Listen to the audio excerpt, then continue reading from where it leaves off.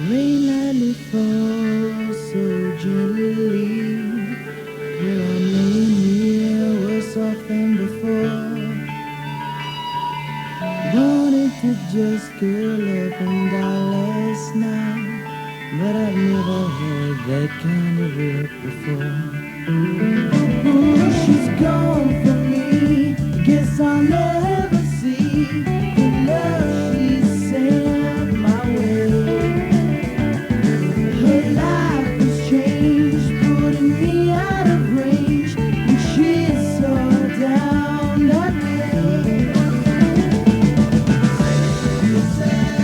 For no one else but you.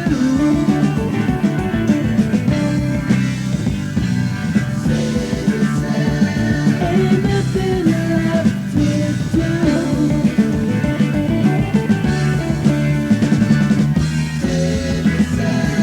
For no one else but you.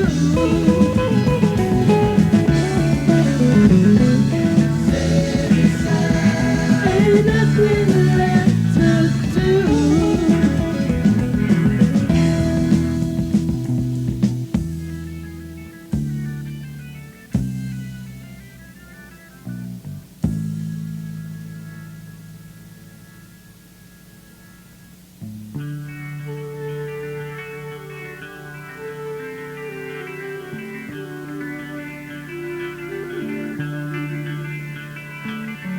Searching so long, and I found her there, where she cried inside and quickly turned her head,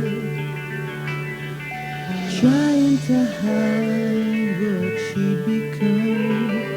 Tracks on her price on her bed. Ooh, she's gone away, and without love I will stay. And yes, I'll do without.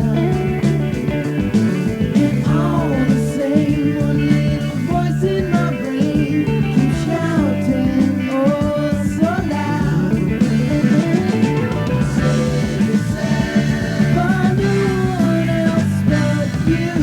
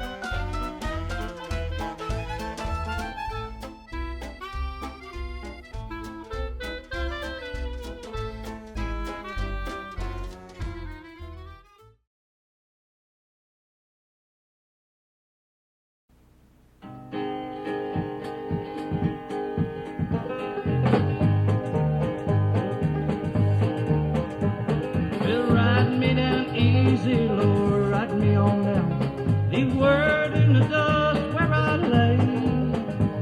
Well, easy come and easy go, and easy to love when I stay.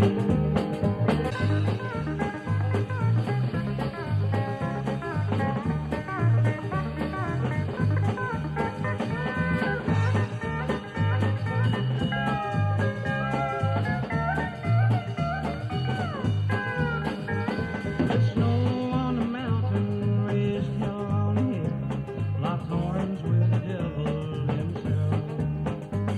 Been a rodeo bum, been a son of a gun, been a hobo with stars in his crown.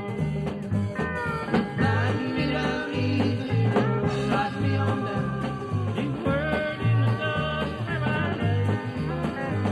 Well, easy come and easy go, and easy to love when I stay.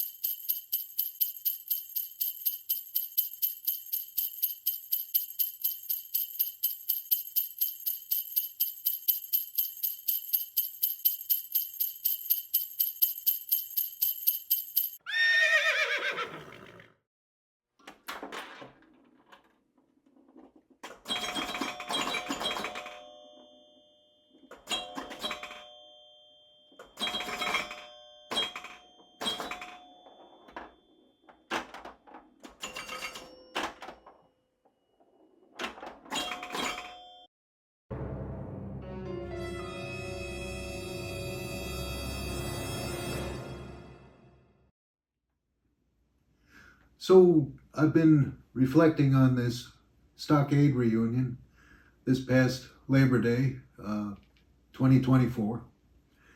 And I'm recalling now a guy who contacted me out of the blue via email.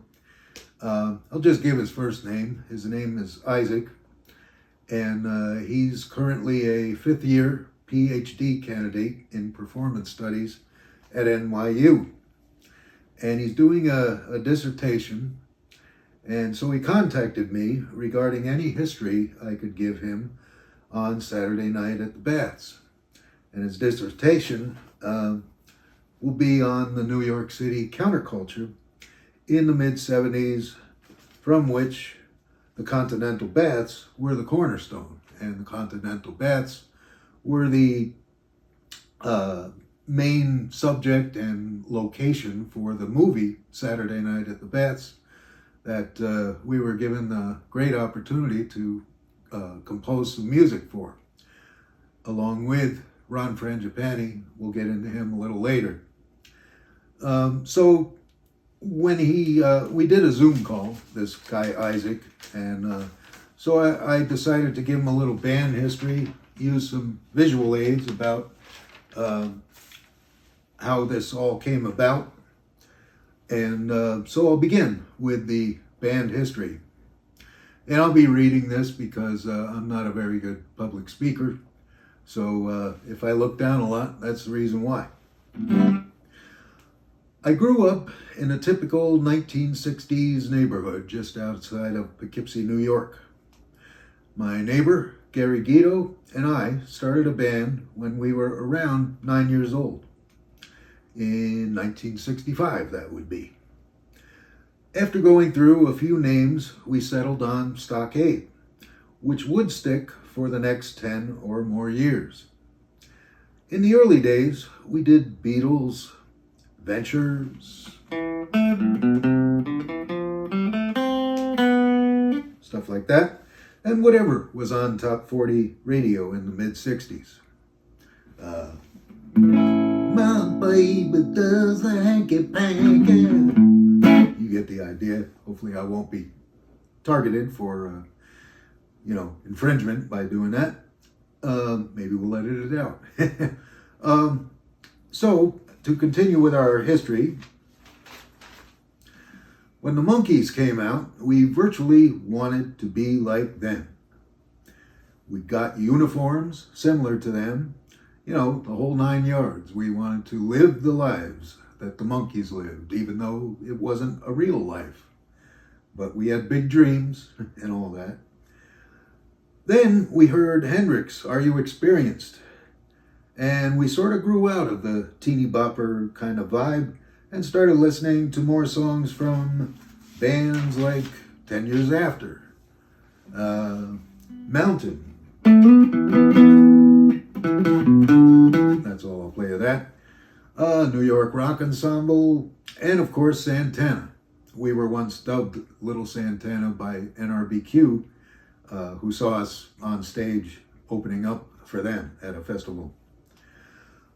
But I digress. We were playing every weekend at virtually any high school dance that would have us, which was a whole lot of work. To make a Beatles analogy, this is how we got good at what we do. During this time, between say 1970 to 74, we began writing our own songs and made our first demo tape at Electric Lady Studios of 3 songs that, among other demos, are still in existence, but still none made it onto a record. Our manager was the father of the Francis brothers, Dominic and Nick Francis, who played keyboards and bass respectively. While I'm at it, I should mention the rest of the band, Gary Guido on guitar, who is also a great songwriter in his own right, and Steve Heller, one of the greatest drummers I've ever been known to have played with, and one of the greatest drummers, bar none. The Francis's dad, Dominic Sr., was probably the most influential to our band. He gave us advice on how to look professional on stage, and in the earlier days conducted our rehearsals. and even wrote some charts. To go back to the Beatles analogy, he was the Brian Epstein of Stockade. His son, Dominic Jr., our keyboardist, lead singer, and song lyric writer extraordinaire, was the one who took it upon himself to send out scores of demo tapes to A&R representatives and set up interviews with some pretty high-level cats. We had a pretty good close call with Columbia Records, who really liked our stuff, but there seemed to be a hesitancy in signing us due to the fact that most of us were under 18. That also got in the way of us getting a tour of major clubs throughout the Northeast and New York City. Drinking places, you know. There was one guy whom I'll call Mark Paul. He really liked our original songs and instrumental abilities, and we signed with him to be our manager. This was probably in 1973, as I recall. I didn't give his real name because of a falling out we had with him on, music business stuff that always happens to young bands and managers.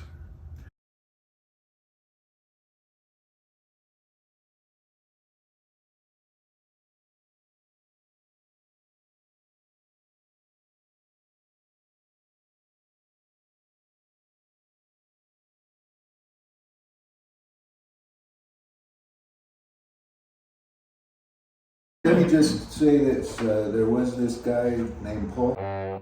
He really liked our original songs and instrumental abilities, and we signed with him to be our manager. Now you can pick it up. Well, I said, but then you had said, but there was a falling out. Right, with and us. I said, well, do you know what the original basis of that falling out with our manager was? Yeah. And so you were saying, well, it's about this tape situation. I said, well, no, before that there was something else. And what it was is that my dad, he had a contract with Paul. I said, so he had a friend who was a lawyer. I remember his last name, Filipowitz, because that's kind of a strange name. I remember that name. and so he gave him the contract, and the guy said, in the fine print, and I don't know if he told you that he put this in the fine print, but he put in here basically that as long as you guys are a band, he has to be your manager. Oh. And so, and that made me upset because I thought, well, it's one thing if he had said that and if we had agreed to it, but we never had agreed to that. But we had already signed it. But we had already signed it. Yeah. And so, and then but that just put bad blood immediately into that whole thing. Yeah. Now, Paul was the one who introduced us to Al Steckler. Al Steckler was well known by people that knew the Beatles, and he had a lot to do with the cover of George Harrison's album, All Things Must Pass. The little dwarfs all gathered around George. He had something to do with kind of setting that concept up. So we somehow managed to get gigs at bars, even though some of us, me included, were still 17. In those days, 18 was the official drinking age. And one such little bar called Gandalf's now, back then it was called The Gathering, it was on Route 9G in Poughkeepsie. And that's where Mark Paul set up for us to meet with this guy, Al Steckler, for the first time. Like I said, Gandalf's was a tiny roadside joint. It had a capacity for maybe 80 people safely, but it was pretty well packed with maybe 120 people that night who were some of our biggest local fans. We met Al for the first time on our break out in the tiny dirt parking lot that went with the tiny bar. Al was holding a fully smoked down cigarette, but the whole time he was talking to us. He started with some small talk, how he would always go to the Italian restaurant Cappola's whenever he was in the Poughkeepsie area. Dominic, our keyboard player, was probably the most aware of the gravity of this situation, and the chance to sell our wares to this big man in the business. I remember Dominic said something to the effect of, what you're hearing tonight is not necessarily a reflection of what we're capable of. Most of our tunes are covers, but, and then Al cut him off with saying, sure, I get it, you're playing for the kids. Al began telling us how he's working on the music for a film with Ron Frangipani, his partner, at his company, Eroica Productions. We didn't know Ron Frangipani from Adam at the time, only to find out much later that he was the mastermind behind the Archies and Sugar Sugar, amongst many other projects that he took on. Al went on to say that he was looking for a rock band to write some instrumentals for this as of yet unnamed film for some dance scenes and incidental music. He asked us if we felt up to the task of taking on this project, and he might have even given a ballpark figure of what it paid, though I can't remember for sure. All I know is Dominic, our keyboard player, who was chomping at the bit to land this gig, said something like, "Sure, we'd love to take this on. This is the kind of work we've been looking for. And we work well under pressure." And Al had come down to see us perform. Now, but Al was very upfront. He said that he had some friends that had a project and they did not want to pay a movie project. They did not want to pay royalties to people who already had songs. Yeah. But he was upfront in saying, so if you agree to do this sort of thing, basically you don't own any of it. You don't get any of it. You're just going to get paid. Get a flat fee. Yeah. This is going to be. We got some musicians to record background music for this project. We paid them money.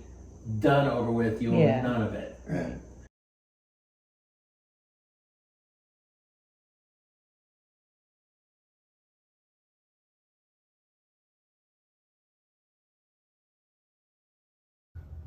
So we go to this place in New York City, a little office, and there's Al Steckler and Ron Frangipani are there.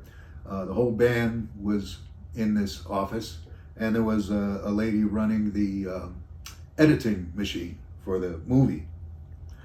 So they show us on a scene from Saturday Night, The Baths. I think by then we knew what the movie was called. And it showed some people in the club dancing, and they wanted us to write a tune to go with that dance they were doing. So Dominic was watching them, and he said, I think that's about the tempo of Inagata Davida.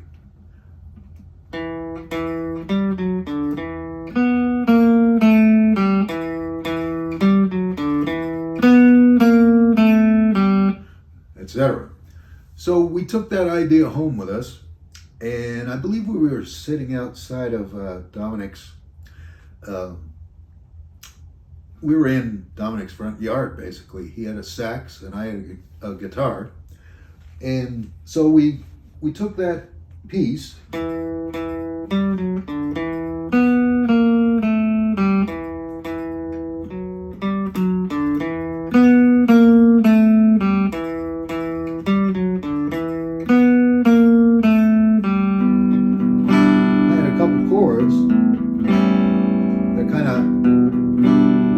Tempo. Then he started on the sax.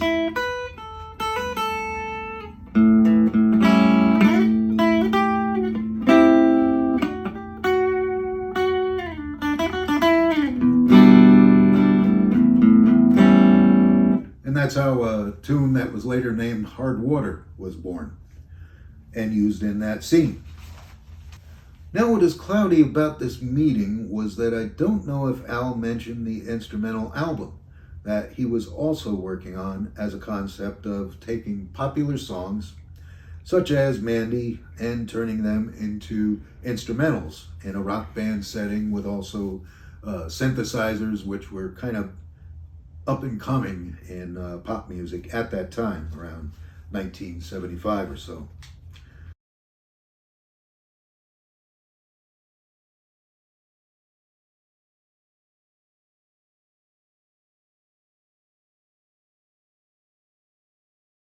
You know, we're thinking, well, this is an opportunity, because he was the president of the New York NARAS, National